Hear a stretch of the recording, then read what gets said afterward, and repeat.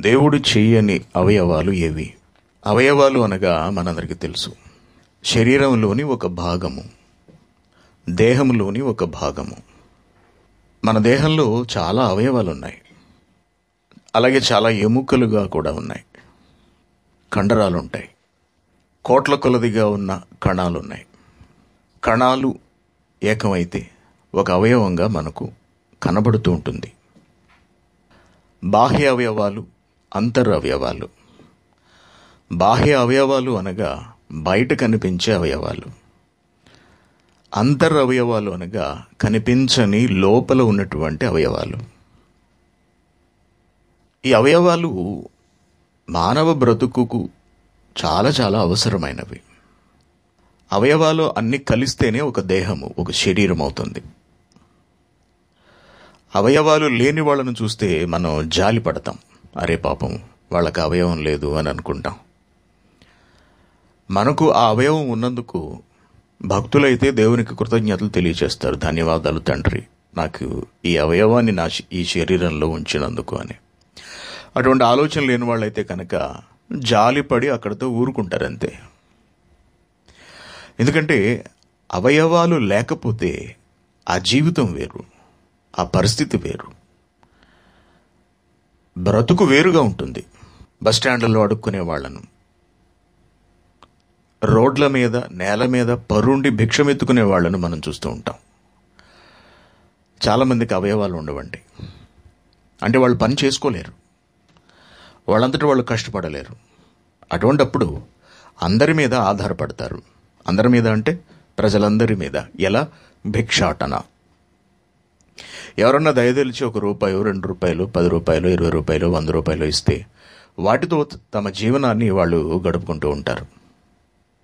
కొందరికి కాళ్ళు ఉండవు, మరికొందరికి చేతులు ఉండవు, మరికొందరికి కళ్ళు ఉండవు, మరికొందరు మూగ చెవిటివారు. ఇలా మనుషులు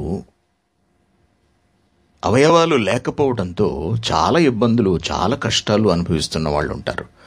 అంటే అందరి పరిస్థితి అలా లేదు, కానీ కొందరు మాత్రం ఇబ్బంది పడుతూనే ఉంటారు, మనం చూస్తుంటాం.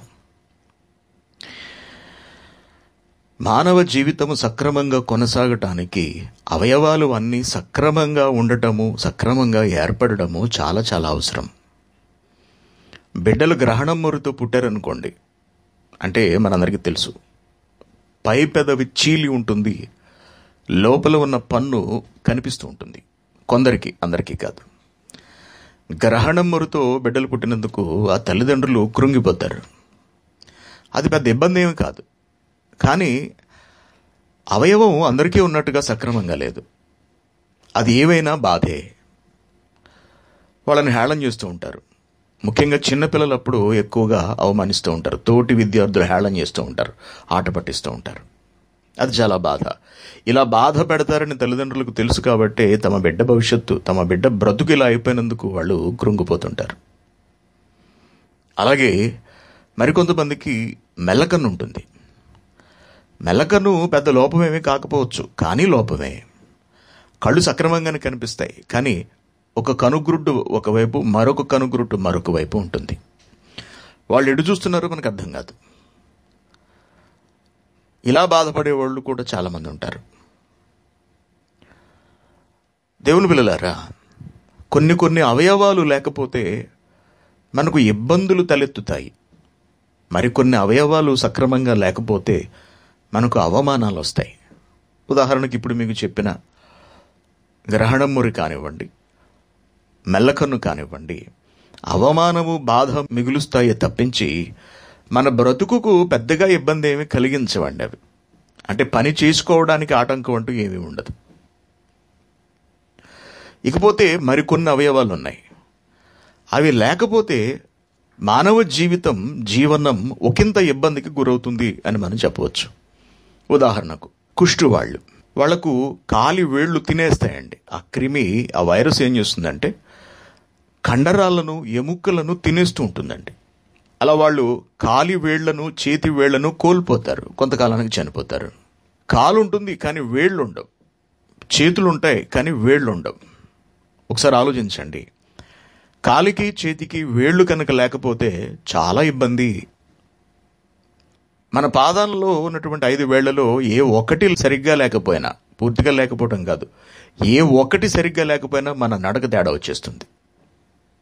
మన చేతి వేళ ఈ 5 10 వేళ్లలో ఏ ఒక్క వేలు లేకపోయినా, లేకపోతే సగం తెగిపోయి ఉన్న ఏ ప్రమాదం వల్లనో మనం సరిగ్గా పట్టుకోలేం వస్తువుని, బరువైన వస్తువుని లేపలేం.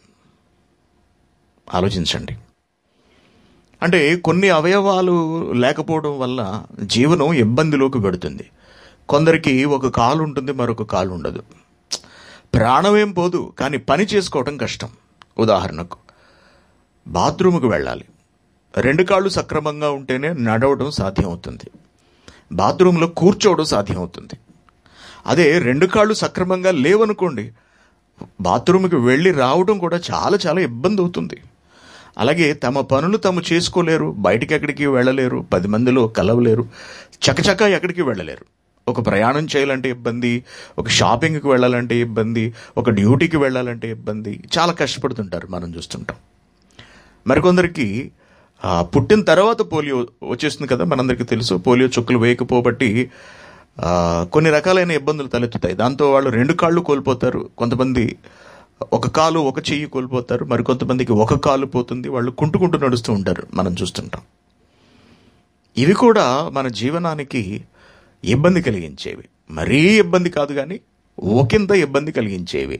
మనిషి బ్రతికే ఉంటాడు, కానీ కొన్ని పనులు చేసుకోవడం మాత్రం కష్టం అవుతుంది. ఇటువంటి వారికి పెళ్ళిళ్ళు అవ్వడం కష్టం, ఉద్యోగాలు దొరకడం కష్టం, అలాగే ప్రయాణాలు చాలా కష్టం.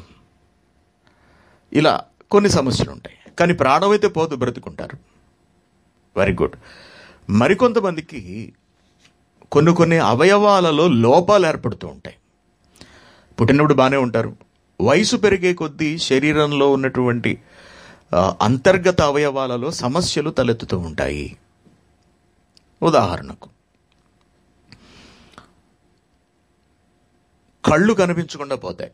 పుట్టినప్పుడు బాగానే ఉన్నాడు, వయసు పెరిగే కొద్దీ కళ్ళు కనిపించకుండా పోతాయి. ఓకే, కళ్ళు కనపట్లేదు, కానీ మిగిలిన శరీర భాగాలన్నీ కూడా సక్రమంగానే పనిచేస్తున్నాయి. బ్రతకగలడు, కానీ జీవితం అంతా అంధకారము. దాన్ని ఒకసారి ఊహించుకోండి మీరు. అన్ని అవయవాలు సక్రమంగా ఉన్నాయి, కానీ కేవలం కళ్ళు మాత్రమే లేవు. బ్రతుకుతాడు, కానీ బ్రతుకులో ఆనందం ఉండదండి, సంతోషం ఉండదు. అందరూ అనుభవిస్తున్నట్టుగా, అందరూ ఆనందిస్తున్నట్టుగా ఆ వ్యక్తి ఆనందించలేడు. కారణం ఏమిటి? ఈ ప్రకృతి ఎంతో అందమైనది, ఎటు చూసిన సౌందర్యం కనిపిస్తుంది. ఒక సముద్రం దగ్గరికి వెళ్ళినా, ఒక అడవికి వెళ్ళినా, ఒక పక్షులున్న చోటుకి వెళ్ళినా, ఒక జంతువులున్న చోటుకి వెళ్ళినా, ఒక మంచు కొండల దగ్గరకు వెళ్ళినా, ఎక్కడికి వెళ్ళినా ఈ ప్రపంచం అంతా సౌందర్యంతో నిండుకుని ఉన్నది కదండి. ప్రకృతి సౌందర్యం మన కన్నులకు ఎంతో ఇంపుగా ఉంటుంది, కంటి ఆరోగ్యాన్ని మెరుగుపరుస్తుందట. తెలుసా మీకు? ప్రకృతి సౌందర్యం. ఒక పుష్పాలను చూసి ఆనందించడానికి ఉండదు, ఒక ఫలాలను చూసి సంతోషించడానికి ఉండదు. ఇలా ఒక విధమైనటువంటి శూన్యత వాళ్ళ బ్రతుకుల్లో ఉంటుంది. ప్రయాణించాలంటే కష్టం, ఎదురుగా ఏమున్నదో తెలియదు. దీనంతటికీ మూలం ప్రపంచాన్ని, లోకాన్ని చూపించే నేత్రములు దెబ్బతినిపోవడం అన్నమాట. ఇటీవలి కాలంలో మన లెక్చరర్ మేరీ గారి బంధువుల బిడ్డ, చిన్నపిల్లాడు, గ్రూప్లో కూడా పెట్టాం ప్రార్థించమని. మహా అయితే 7-8 సంవత్సరాలు అలా ఉంటాయేమో అండి. క్రమంగా ఒక కన్ను కనపడడం మానేసింది. హాస్పిటల్ చూపించినప్పుడు ఇమ్మీడియట్గా కన్ను తీసేయకపోతే ఆ ఇన్ఫెక్షన్ మరొక కంటికి కూడా సోకుతుంది, 2 కళ్ళు తీసేయాల్సి ఉంటుంది అన్నారు. అప్పటికప్పుడు ఆ బిడ్డకు కన్ను తీసేశారండి. అసలు ఆ మాట వింటేనే నాకు అదొకలా అనిపించింది. ఇక ఆ పిల్లోడిని మనం వెళ్ళినప్పుడు చూసినప్పుడు చాలా బాధ అనిపించింది. ఓకే, ఒక కన్ను లేకపోతే జీవితం ఏమీ సర్వనాశనం అయిపోదు, కానీ లోటు, ఏదో లోపం. అదే 2 కళ్ళు లేకపోతే ఇంకా కంప్లీట్ అంధకారము. ఇకపోతే కొందరికి మోగ, చెవుడు 2 ఉంటాయండి. కళ్ళు ఉన్నాయి వాళ్లకు, కానీ వాళ్ళు మోగవాళ్ళు, మాట్లాడలేరు. చెవిటి వాళ్ళు వినలేరు. మనం చెప్పేది వాళ్ళకి అర్థం కాదు. రోడ్డు మీద నడిచెడుతూ ఉంటారు, వెనక నుండి ఏమొస్తున్నదో తెలియదు, ఎవరన్నా హార్న్ కొడితే వినిపించదు. రోడ్డు దాటుతూ ఉన్నారనుకోండి, ఒకవైపే చూశారు, మరొక వైపు వస్తున్నట్టు వాళ్ళకు వినిపించదు. చాలా ఇబ్బంది పడిపోతుంటారు, చాలామంది మరణిస్తూ ఉంటారు. మనం చూస్తుంటాం. అలాగే మగవారు ఉంటారు, పాపం వాళ్ళు ఏం చెప్పలేరు, మాటలు రావు, ఆకలిస్తుందని చెప్పలేరు. చదువుకున్న వాళ్ళు అనుకోండి, ఏదో కనీసం కాగితం మీద రాసిన ఇవ్వగలరు. చదువుకోలేని వాళ్ళైతే సైగలు చేసి చెప్పాలి, ఇబ్బంది పడిపోతుంటారు. కొంతమంది పట్టించుకుంటారు, ఆ సైగలు కొంతమంది పట్టించుకుంటారు, కొంతమంది పట్టించుకోరు. మగవాళ్ళని చిన్న చూపు చూడడం, చెవిటి వాళ్ళని హేళన చేయటం, ఇవన్నీ కూడా మనం సమాజంలో నిత్యము చూస్తూనే ఉంటాము. వీటి వల్ల ప్రాణం పోదు, కానీ బ్రతుకంతా అయోమయమైపోతుందండి. బాధ మిగిలిపోతుంది జీవితం అంతా కూడా. ఎందుకు వచ్చింది ఈ బ్రతుకు అనిపిస్తుందండి. అందరూ హ్యాపీగా సంతోషంగా ఉంటున్నప్పుడు, అందరూ చక్కగా ఈ ప్రపంచాన్ని చూసి ఆనందిస్తున్నప్పుడు, అనుభవిస్తున్నప్పుడు తమకు ఈ భాగ్యం ఎందుకు లేదా అని వాళ్ళు కృంగిపోతూ ఉంటారు, కుమిలిపోతూ ఉంటారు.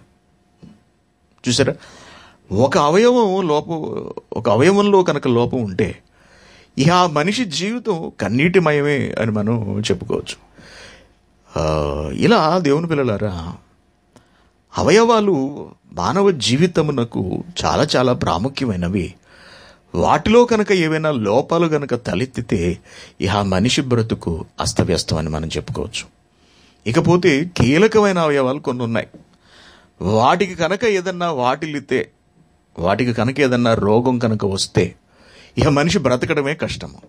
ఆ అవయవాలు లేకపోతే మనిషి జీవించలేడు. వాటిలో ప్రధానమైనది గుండె, రెండవది కిడ్నీలు, మూడవది మెదడు, నాలుగవది కాలేయము. ఇలా అతి కీలకమైన అవయవాలకు వ్యాధులు వస్తున్న కారణంగా బ్రతుకును సవ్యంగా కొనసాగించలేక అర్ధాంతరంగా చనిపోతున్న వారు కొందరు, ఆత్మహత్యలు చేసుకుంటున్న వారు మరికొందరు, ఓకేనా, చూసేవాళ్ళు లేక మరణిస్తున్న వారు మరికొందరు. ఇటువంటి దుస్థితికి కారణము అవయవాలు సక్రమంగా పనిచేయకపోవడమే. ఓకే, ఇంతవరకు చెప్పింది మీకు అర్థమైంది అనుకుంటున్నాను. కొన్ని అవయవాలలో లోపం ఉన్నా ఎటువంటి ఇబ్బంది లేకుండా బ్రతకవచ్చు. అంటే కాళ్ళు, వేళ్ళు, చేతి వేళ్ళు కొంత ఇబ్బంది ఉంటుంది, మరీ తీవ్రమైన ఇబ్బంది అయితే ఉండదు, బ్రతకొచ్చు. మరికొన్ని అవయవాలు లేకపోతే బ్రతుకంతా చీకటి, శూన్యము, అంధకారము.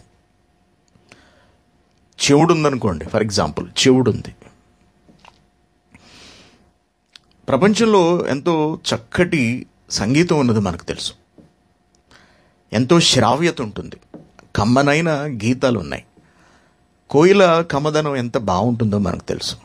అలాగే ఎందరో చక్కటి గాయనీమణులు ఉన్నారు ఈ ప్రపంచంలో, లతా మంగేష్కర్ నుండి ఎంతోమంది. అలాగే ఎంతో అద్భుతంగా ఆలపించే గాయకులు ఉన్నారు, పురుషులు, సుబ్రహ్మణ్యం దగ్గర నుండి ఎంతోమంది. అలాగే ఎన్నో వాయిద్య పరికరాల నుండి వెలువడేటటువంటి మధురమైన, కమ్మనైన, శ్రావ్యమైన సంగీతము మరియు శబ్దం. ఒక్కొక్కసారి మనం కొన్ని పాటలు వింటున్నప్పుడు చాలా ఆనందిస్తూ ఉంటాం, సంతోషిస్తూ ఉంటాం, మైమర్చిపోతూ ఉంటాం. ఒక్కసారి చెవిటి వారి పరిస్థితి ఆలోచించండి. చెవిటి వాళ్ళ పరిస్థితి మామూలుగా మనుషులు మాట్లాడిందే వాళ్ళకి వినపడదు. జస్ట్ మనిషి మాట వినపడితే అర్థమైతే సరిపోతుందని వాళ్ళు అనుకుంటూ ఉంటారు. ఇక సంగీతాలు వినాలి, ఆస్వాదించాలి అని వాళ్ళు అనుకోరండి. కానీ వాళ్ళ గుండెల్లో చాలా బాధ ఉంటుంది, చాలా వేదన ఉంటుంది. అరే, మనం వినలేకపోతున్నామే అని. నేను మన ఇండియా వెళ్ళినప్పుడు రాజమండ్రిలో అందరూ అంధులండి, కానీ వాళ్ళు చక్కగా పాడుతున్నారు.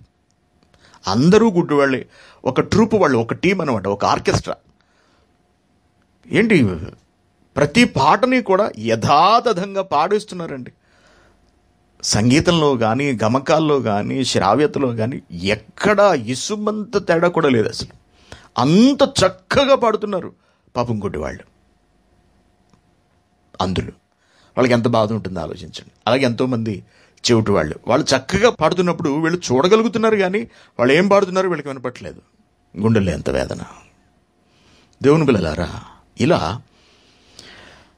మానవ అవయవాలు మనిషిని బ్రతికించటం మాత్రమే కాదు, ఆనందాన్ని కూడా ఇస్తున్నాయి.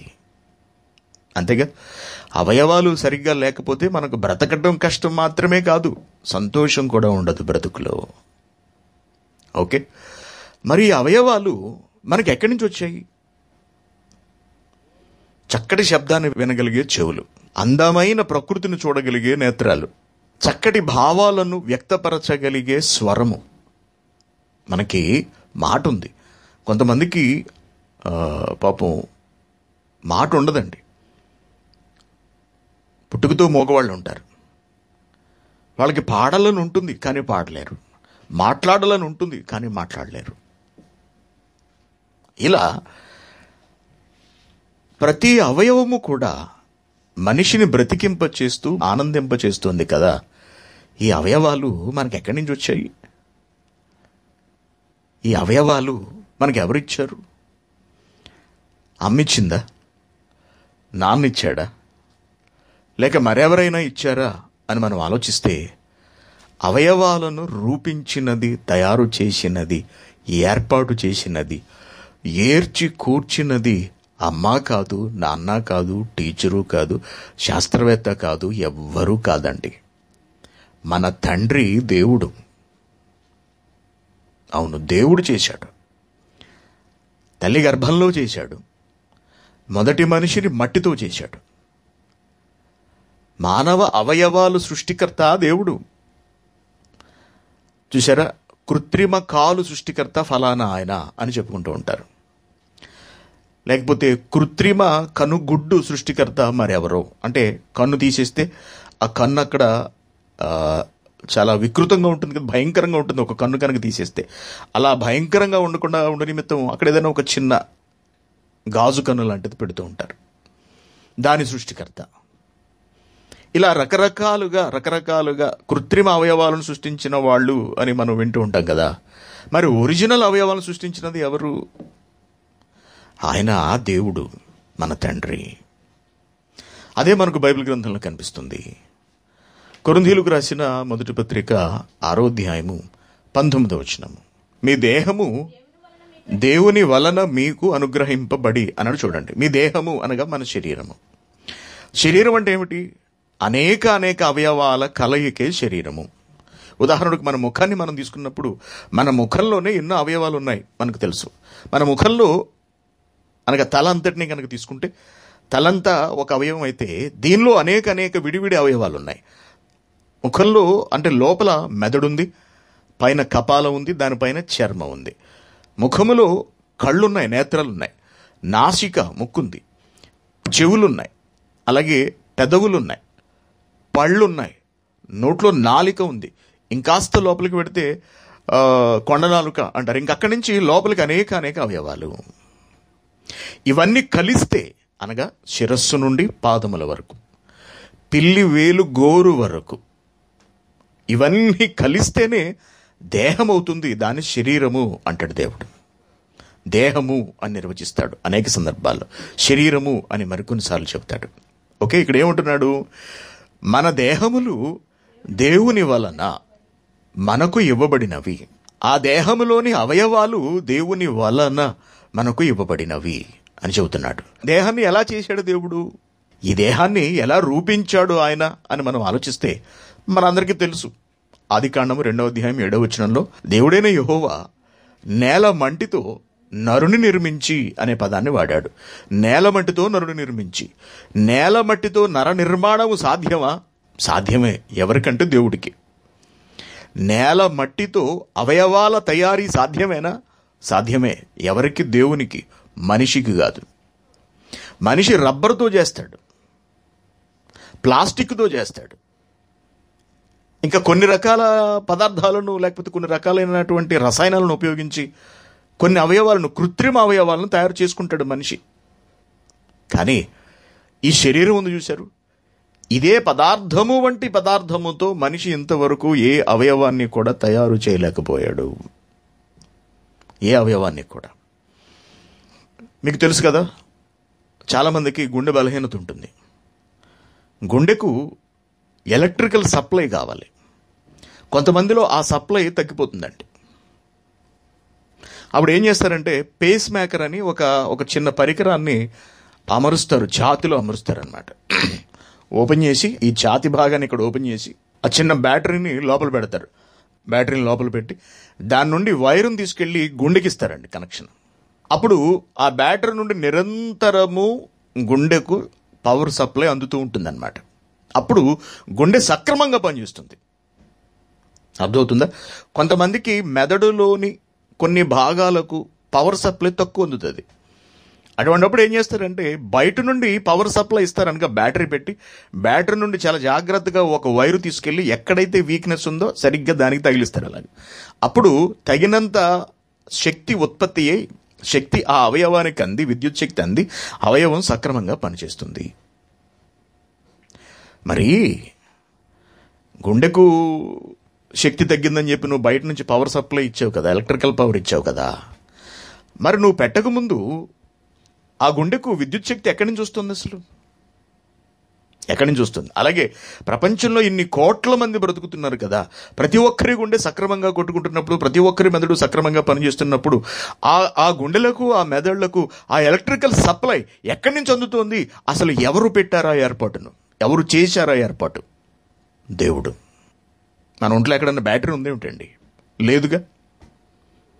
మరి ఎలా పనిచేస్తున్నాయి ఇవన్నీ? ఈ విద్యుత్ తరంగాలు ఎక్కడి నుంచి ఉత్పత్తి అవుతున్నాయి? మీకు తెలుసా? గుండె కొట్టుకోవాలి అంటే గుండెకు ఎలక్ట్రిక్ షాక్ ఇవ్వాలి. ఎలక్ట్రిక్ షాక్ ఇచ్చినప్పుడు కదులుతుంది. ఇలాగా మనకు షాక్ కొట్టింది అనుకోండి, మనం ఏం చేస్తాం? ఉలిక్కి పడతాం, ఇలా జర్కిస్తాం మనం. అలాగే దేవుడు ఏం చేశాడంటే గుండెకు ఎలక్ట్రికల్ షాక్ ఇస్తూ ఉంటాడు. షాక్ ఇచ్చినప్పుడల్లా అది అలా చక్మని కదులుతూ ఉంటుంది అనమాట. ఆ కదలికలో అది రక్తాన్ని లాగుతూ ఉంటుంది, రక్తాన్ని పంపిస్తూ ఉంటుంది. ఆ ఎలక్ట్రికల్ పవర్ తగ్గిపోతే గుండె పనితీరు మందగించిపోతుంది. అందుకే బయట నుంచి కృత్రిమంగా సప్లై ఇచ్చారనమాట, కృత్రిమంగా సరఫరా ఇచ్చారు ఎలక్ట్రికల్ పవర్ని. దేవుని పిల్లలారా, మరి గుండె చుట్టూ ఎలక్ట్రికల్ సప్లైని ఎవరు పెట్టారు? అది ఎలా వచ్చింది అసలు? ఆలోచించారా? అది దేవుడి చేతి పని. దేవుడు చేశాడు దాన్ని. ఇలా మన దేహంలో అనేక అవయవాలు దేవుడు నిర్మించాడు. ఈరోజు కిడ్నీ చాలా ప్రాముఖ్యమైన అవయవం. అంటే కరోనా వచ్చిన తర్వాత ఇంచుమించుగా ప్రపంచవ్యాప్తంగా ఉన్న అందరి కిడ్నీల పనితీరు మందగించింది కరోనా వైరస్ వలన. కిడ్నీ ఫంక్షన్ తగ్గిపోతుంది అందరికీ కూడా. ముఖ్యంగా షుగర్ ఉన్న వాళ్ళకు కిడ్నీ ఫంక్షన్ డౌన్ అయిపోతుంది, నాలాంటి వాళ్ళందరికీ కూడా. కిడ్నీ అతి కీలకమైన అవయవం మానవ దేహంలో. కిడ్నీ బాగుంటేనే మనిషి బ్రతుకు సవ్యంగా ఉంటుంది, గుండె బాగుంటేనే మనిషి క్షేమంగా బ్రతుకుతాడు. మరి దేవుడు మట్టితో కిడ్నీ ఎలా తయారు చేశాడు? అంతే కదండి. ఇప్పుడు మనకు కిడ్నీ కావాలనుకోండి, మరొకరు కిడ్నీ ఇస్తే మనం దాన్ని అమర్చుకుంటున్నాం. మళ్ళీ అమర్చడానికి కొన్ని లక్షలు ఖర్చు అవుతుంది. అమర్చినా కూడా అది ఖచ్చితంగా పనిచేసి తీరుతుంది, అది సక్సెస్ అవుతుంది అనే నమ్మకం లేదు. సక్సెస్ అయితే అవుతుంది, లేకపోతే లేదు. అది కూడా వాళ్ళు గ్యారంటీ ఇవ్వలేరు. మరి ఒక మనిషి నుండి కిడ్నీని తీసుకుని వాడుతున్నారు కదా, నేల మంటితో ఒక కిడ్నీ తయారు చేయొచ్చు కదా. అది కూడా ఫిల్టరింగ్ సిస్టమే కదండి. కిడ్నీ అంటే ఏముందండి? వడబోసే ఒక యంత్రం అని మనం చెప్పుకోవచ్చు. వడబోసే యంత్రం. మన ఇంట్లో ఫిల్టర్స్ ఉన్నాయి, వాటర్ ఫిల్టర్స్ ఉన్నాయి. అటువంటిదే కిడ్నీ కూడా. అది బ్లడ్ ఫిల్టర్ అనమాట. Blood and water filter both రెండింటినీ కూడా అది ఫిల్టర్ చేస్తూ ఉంటుంది. దాన్ని నేల మట్టితో తయారు చేశాడు దేవుడు. చాలా చిన్న అవయవం. ఎంత ఉంటుంది? మన గుప్పెట్లో అలా పడుతుంది అనమాట. చాలా చిన్నది. దాని చుట్టూ కొవ్వు ఉంటుంది, కొవ్వు మధ్యలో ఉంటుంది, అటు ఇటు కదిలిపోకుండా. అది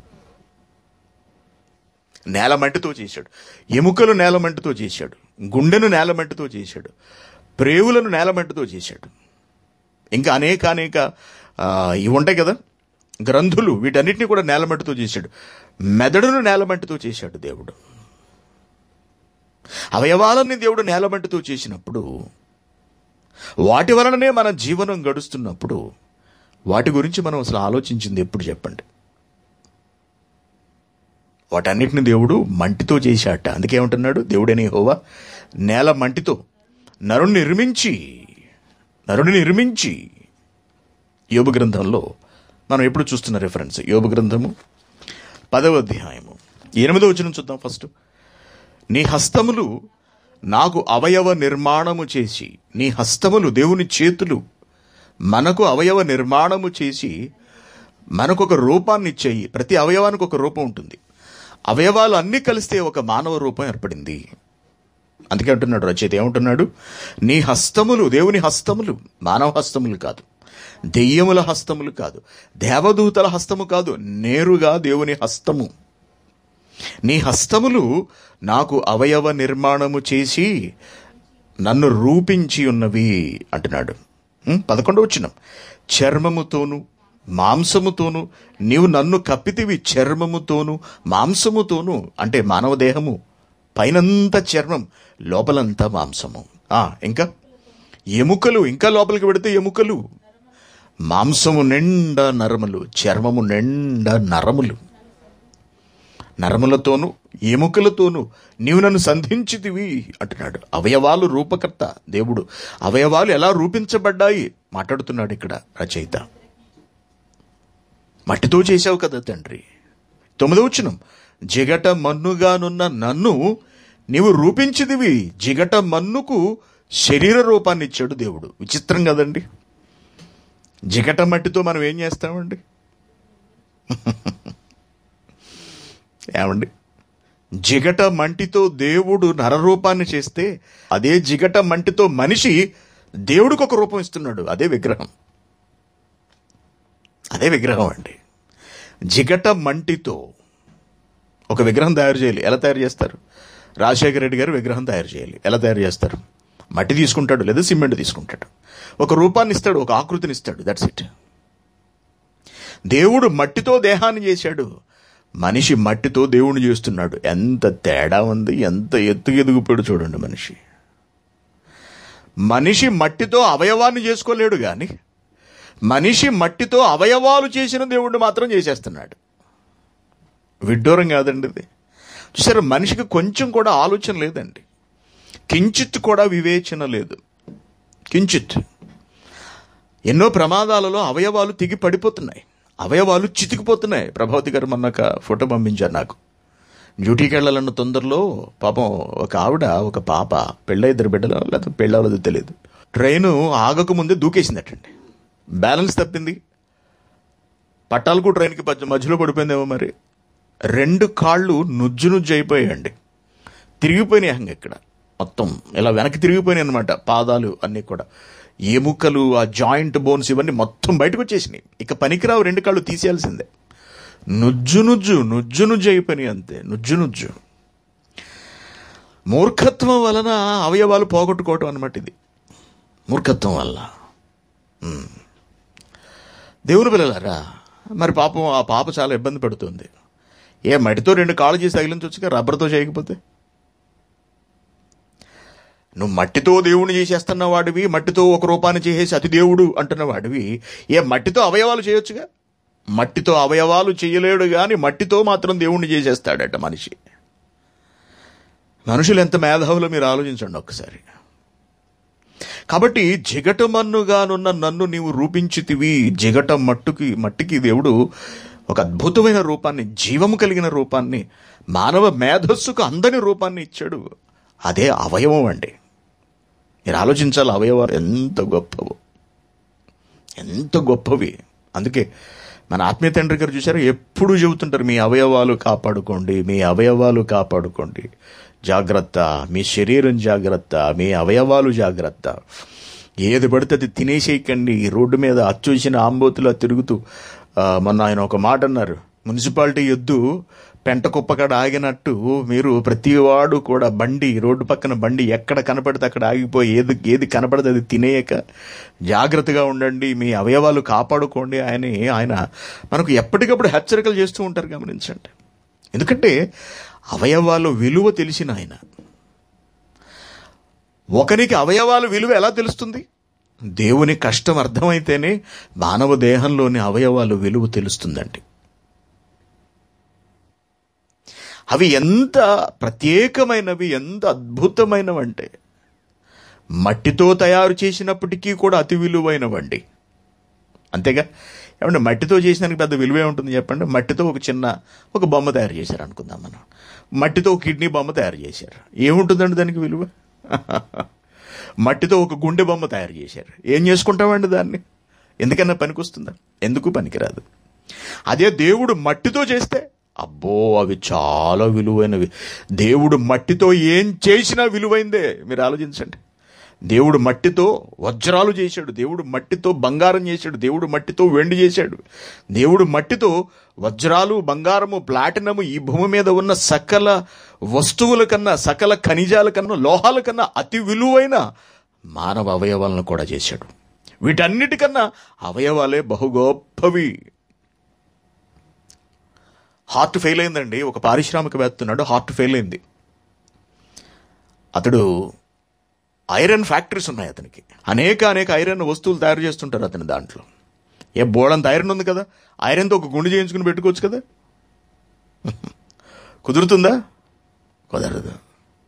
జరగవు అటువంటివి, అసాధ్యం.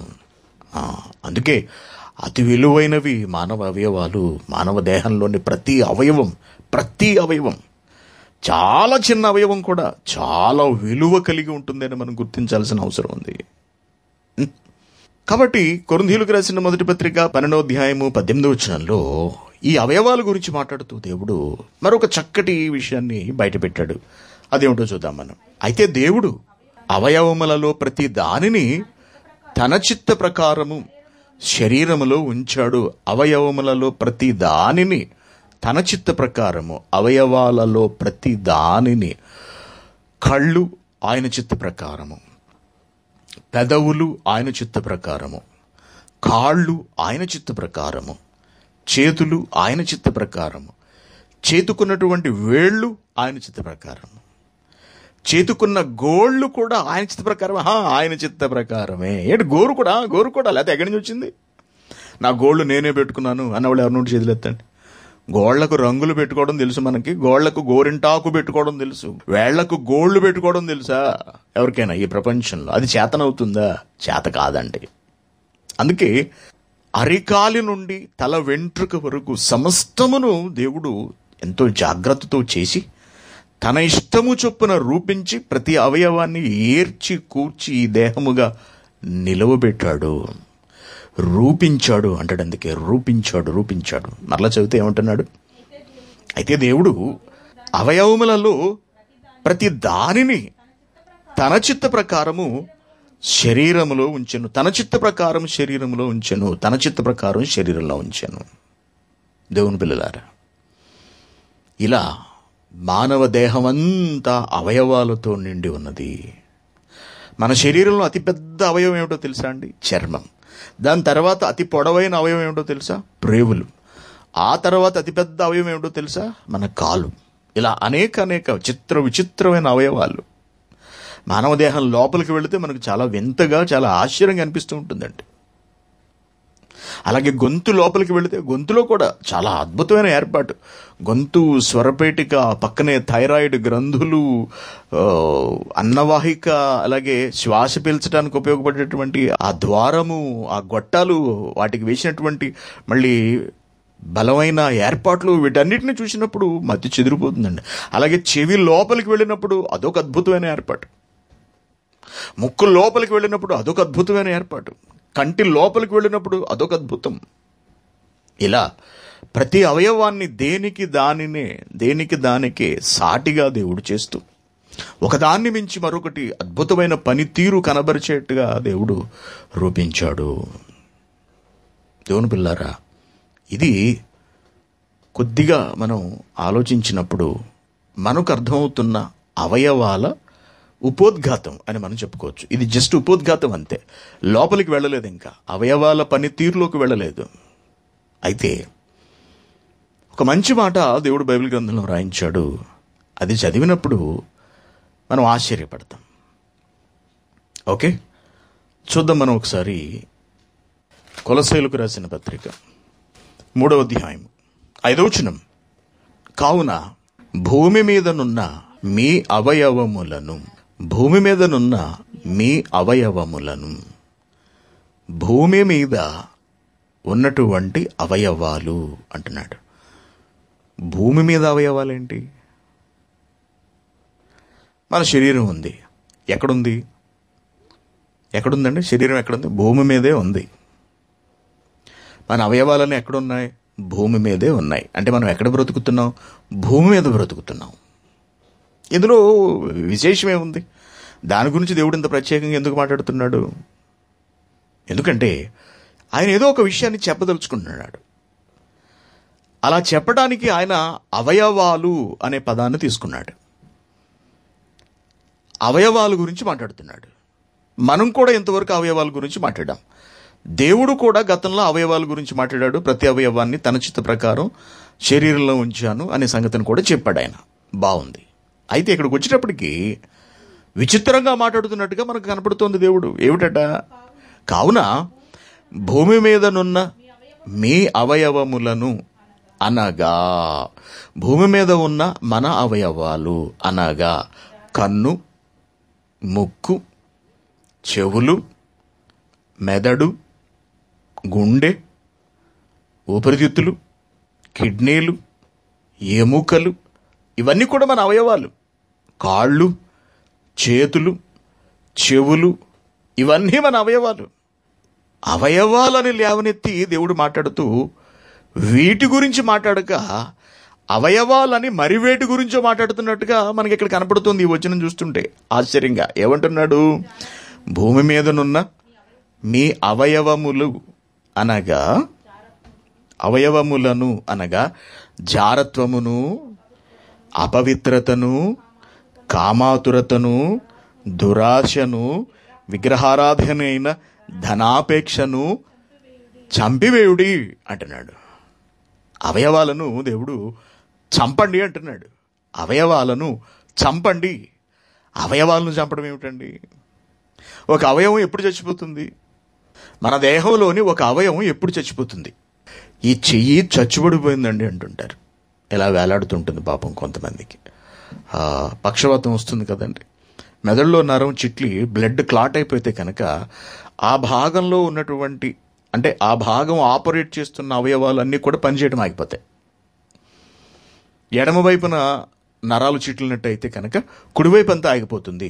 కుడివైపు మెదడులో ఉన్న నరాలు చిట్లితే కనుక ఎడమ వైపు అంతా పనిచేయడం ఆగిపోతుంది. అనగా కీలకమైన అవయవాలు పనిచేయడం ఆగిపోతాయి. చేతులు పనిచేయవు, కాళ్ళు పనిచేయవు, నోరు ఒక ప్రక్కకు వచ్చేస్తుంది. ఏం జరిగిందంటే పక్షవాతం వచ్చిందండి. కాలు చెయ్యి పడిపోయింది అంటారు. అంటే ఏమైపోయాయి? చచ్చుబడిపోయాయి. పడిపోవటం అంటే చచ్చుబడిపోవడం.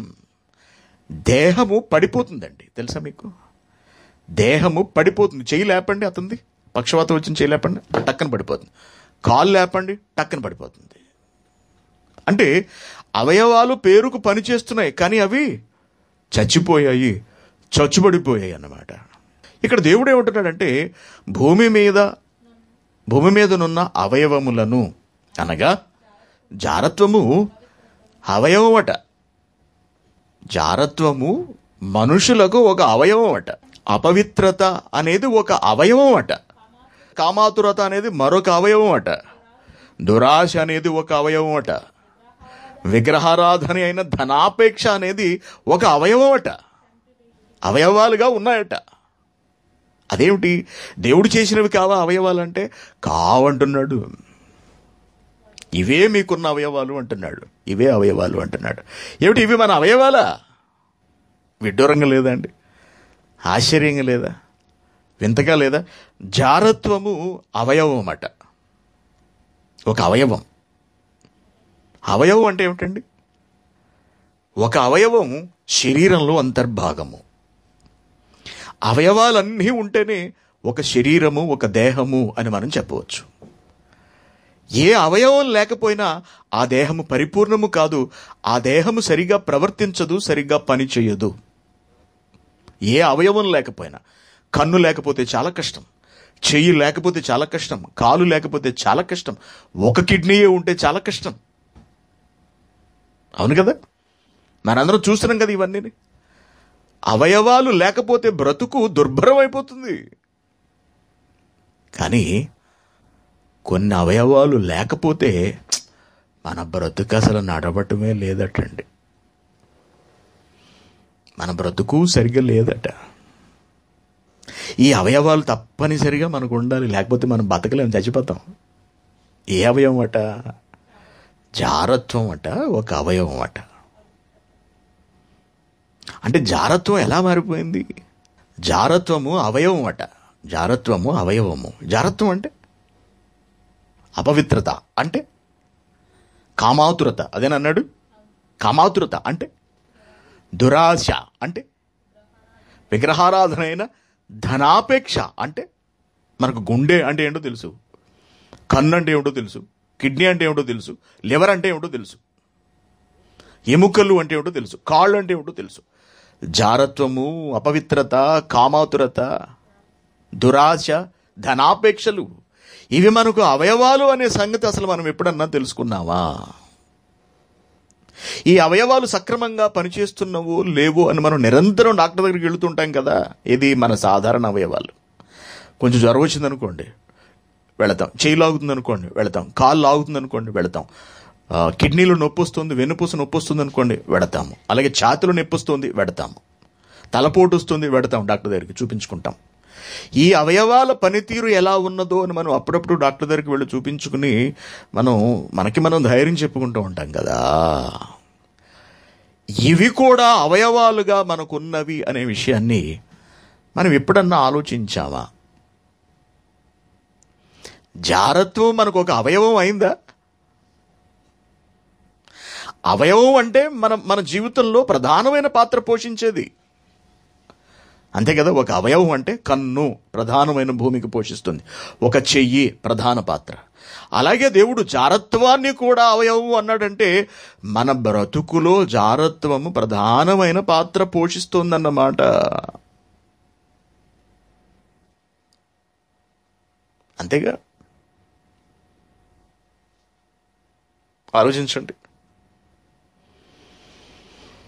ఆలోచించండి. ఏవి అసలైన అవయవాలు, ఏవి దేవుడు చేసిన అవయవాలు, ఏవి దేవుడు చెయ్యని అవయవాలు. దేవుడే చేయనప్పుడు ఈ అవయవాలు ఎక్కడి నుంచి వచ్చాయి? జారత్వం అనే అవయవాన్ని దేవుడు చేశాడా? ఏమండి, అపవిత్రత అనే అవయవాన్ని దేవుడు చేశాడా? కామాతురత అనే అవయవాన్ని దేవుడు చేశాడా? దురాశ అనే అవయవాన్ని దేవుడు చేశాడా? ధనాపేక్ష అనే అవయవాన్ని దేవుడు చేశాడా? దేవుడు చెయ్యని అవయవాలు కూడా ఉన్నాయన్నమాట. మనకు దేవుడు చేసిన అవయవాలు మాత్రమే తెలుసు. చాలామందికి అసలు అవయవాలు దేవుడు చేశాడని కూడా తెలియదు. నాకు తెలియదండి ఒక వయసు వచ్చేంత వరకు, ఈ దైవజ్ఞానం నేర్చుకునేంత వరకు. అవయవాలను దేవుడు రూపించాడన్న జ్ఞానం నాకు తెలియదు. ఇప్పుడు దేవుడు చెబుతున్న మరొక జ్ఞానం ఏమిటంటే, బాబు ఇవే కాదురా నాయన, మీలో మీకు తెలియని కొన్ని అవయవాలు కూడా ఉన్నవి. ఆ అవయవాలతోనే మీరు బ్రతుకుతున్నారు, ఆ అవయవాలు లేకపోతే మీరు బతకలేరు అంటున్నాడు. ఆ అవయవం నిన్నేం చేస్తుందో తెలుసా? నేను చేసిన అవయవం కాదు, నేను చెయ్యని అవయవం నిన్నేం చేస్తుందో తెలుసా అని అడుగుతున్నాడు దేవుడు. తెలుసా? తెలియదు మనకు. ఏం చేస్తుందో రేపు చూద్దామని ప్రార్థన చేసుకుందాం. అందరూ ఏకీభవించండి. పరిశుద్ధుడైన కన్న తండ్రి, మీరు రాయించిన గ్రంథంలో మా బ్రతుకునకు అవసరమైన పాఠాన్ని మీరు మాకు నేర్పిస్తున్నందుకు మీకు ధన్యవాదములు నాయనా. ఆ జీవితాన్ని మీరు నడి రోడ్డు మీద నిలబెడుతున్నారు తండ్రి. నడి రోడ్డు మీద నించోబెట్టి మీరు మమ్మను సిగ్గుపరుస్తున్నారు నాయన. ఇవన్నీ చదువుతున్నప్పుడు, వీటి కొరకు ఆలోచిస్తున్నప్పుడు మా పరిస్థితి అలాగే ఉన్నది తండ్రి. దేవా, మీరు చేసిన అవయవాలు కాక మీరు చెయ్యని అవయవాలే మాకు ఎక్కువ ఉన్నాయి దేవా.